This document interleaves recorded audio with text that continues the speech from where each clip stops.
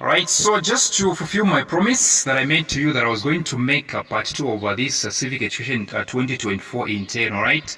Yes, this is section B. So we are running from question 1 to 3, which means another time look for part 3. Yes. So section B, question 1A reads, explain how Article 27 of the Universal Declaration on Human Rights, which is UDHR, emphasizes the importance of culture. Explain how Article 27 of the United Declaration on Human Rights, which is a UDHR, emphasizes the importance of culture. And of course, the answer is very simple, although it's given 8 marks. So it says that everyone has the right to participate in the cultural life of their community. It states that everyone has the right to participate in the cultural life of their community. This includes the right to enjoy the arts, share in scientific advancements, and benefit from them. This includes the right to enjoy the arts, share in scientific advancements, and benefit from them. So that's it. Everyone has the right to participate in the cultural life of their community. This includes the right to enjoy the arts, share in scientific advancements, and benefit from them. 1B, oh, actually, it's not even 8 marks. It's actually 2 marks. Yeah, it's 2 marks. 1B, they're saying, what role does culture play on the following? Yeah, because B1, B2, B3, they are the ones that are having 2, 2, 2, 2, making it 8. Okay. What role does culture play on the following? What role does culture play on the identity? So when it comes to identity, we have 2, personal and community or country. All right? Culture can help, okay, for somebody's identity to be identified, for somebody's identity, even for the communities, or let me say for a community's or a country's identity. So in this one, I'll choose a personal identity. All right? How culture helps somebody for their personal identity. Yes.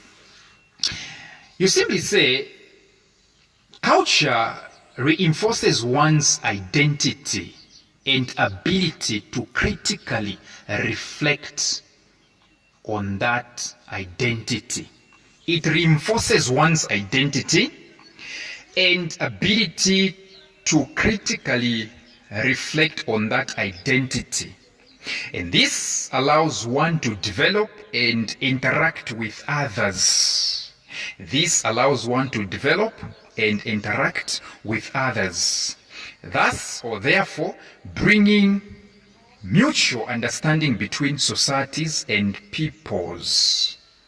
This allows one to develop and interact with others. Thus, bringing mutual understanding between societies and peoples. Yes. How about on economic development? How does culture, all right, what role does culture play on economic development? You simply say, it's the foundation of development. It is the foundation of development, being the roots of a sustainable development, because there is keen interests in the relationship between arts and culture and the economic and social development of our communities. I'll go slow. It is the foundation of development, being the roots of a sustainable development, because there is keen interests in the relationship between arts and culture and the economic and social development of our communities. Yes. How about the last one, on shaping behavior. How does culture help somebody to shape their behavior? Culture shapes one's behavior by providing a set of shared values. It provides a set of what? Shared values. Shared values. Beliefs and norms that guide how people interact with each other and the world around them. And the world around them. Influencing everything from social etiquette to personal decision making. I'll repeat the answer. Culture shapes one's behavior by providing a set of shared values, beliefs, and norms that guide how people interact with each other and the world around them, influencing everything from social etiquette to personal decision making. Yes. Question 2, briefly explain offenses that an individual in possession of illicit drugs can be charged with under the Zambian law according to the Drug Enforcement Commission, DEC. Briefly explain offenses that an individual in possession of illicit drugs can be charged with under the Zambian law according to the Drug Enforcement Commission, which is also known as the DEC. Yes. So this one, they have given it 8 marks. Why? How many charges a person having, for example, narcotics should be charged with? Why giving this? Because they're saying possession. Okay? Here, under the laws of, under the Zambian law, okay? Under the Zambian law, okay, with reference to the Drug Enforcement Commission, all right, there are so many laws there. Okay, there are punishments for just, planting an illicit drug. There are punishments for, smuggling and the stuff. But here, the question says in possession. So just having. So what exactly is your charge if at all you were to be caught having or possessing an illicit drug? All right. So you simply say, the law stipulates that any person who, without lawful authority, has in his possession or under his control any narcotic drug. I'll repeat. Any person who, without lawful authority, has in his possession or under his control any narcotic drug or psychotropic substance shall be guilty of an offense and shall be liable upon conviction to imprisonment for a term not exceeding 15 years.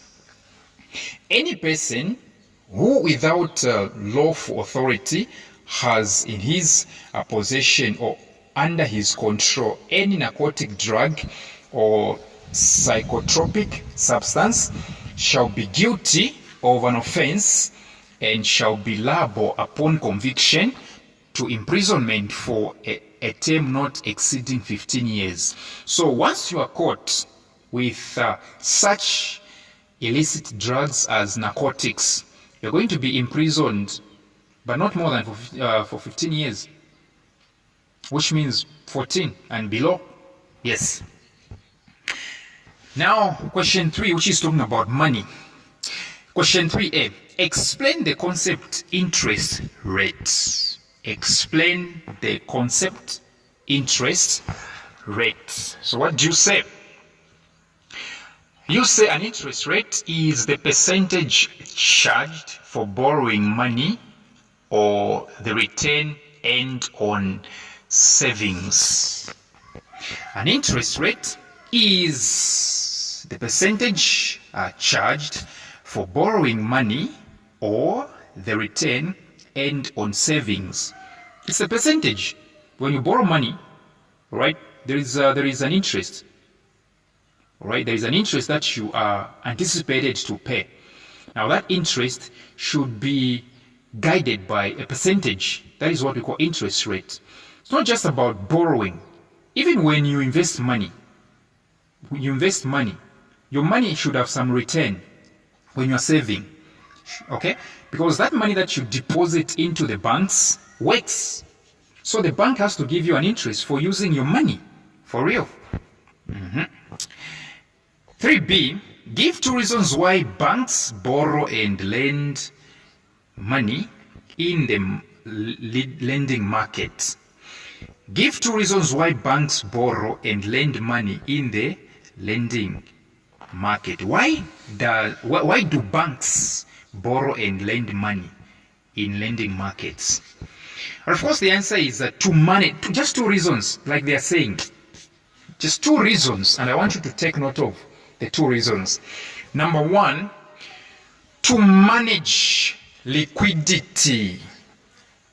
I'm sure that you know the meaning of the word liquidity. When a company has been liquidated, what exactly does that mean?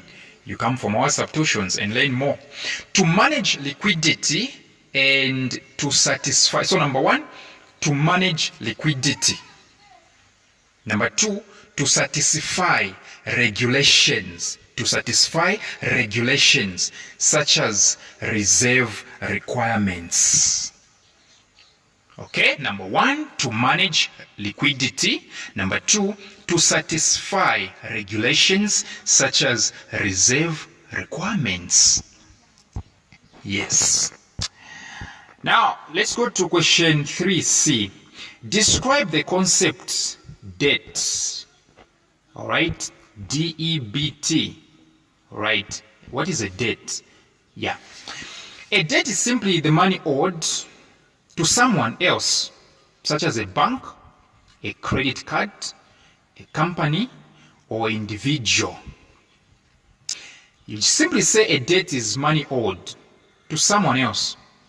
For instance, a bank, a credit card company, or individual. That's it. True that. And it was given actually a mark. So even if you were to say a debt is simply money owed to a company or an individual, they would have given you a mark. Question 3D. Lilato's father borrowed 50,000 from a bank, and the interest rate was 5% for a period of 3 years. So there is a father who borrowed 50,000, and he said he was going to pay back in 3 years. So the bank from where he borrowed the money said, okay, this money that you've borrowed, you are going to pay us an interest.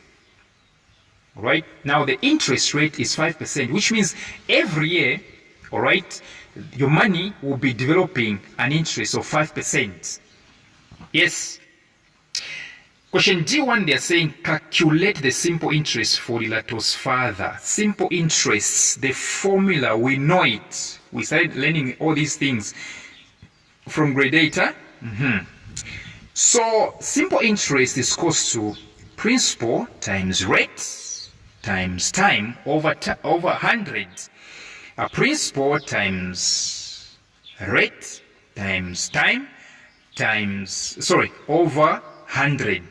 Principal times rate times time over 100.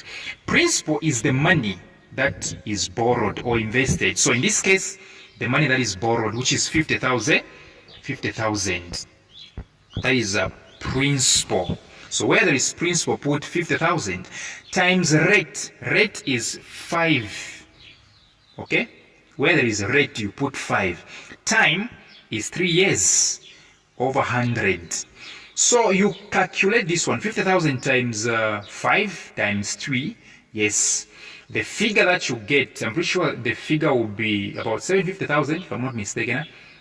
750,000 if I'm not mistaken. Then over 100, then you're going to get the answer 7,500.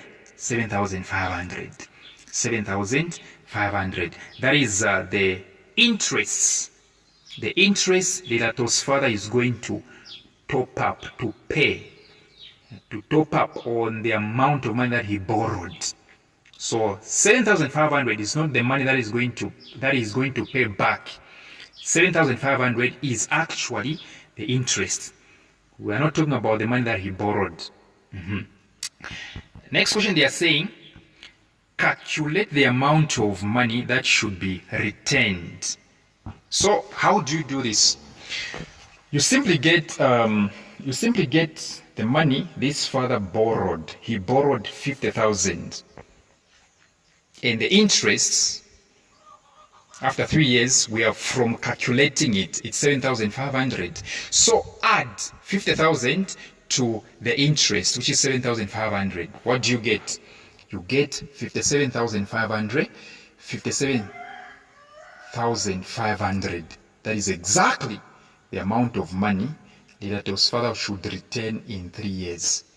57,500. So thank you very much for your time, and be sure to come for more substitutions. And thank you very much for those of you that are coming. All right, and I think you've seen how you are being treated, right? I've always told you to say, when you come for more substitutions, you are treated like a queen, like a king that you are. Okay, passing is very much guaranteed. Okay, no failing. You get value for your money on WhatsApp. Yes, so be sure to report for my WhatsApp tuitions, right? We are very cheap, very much cheap.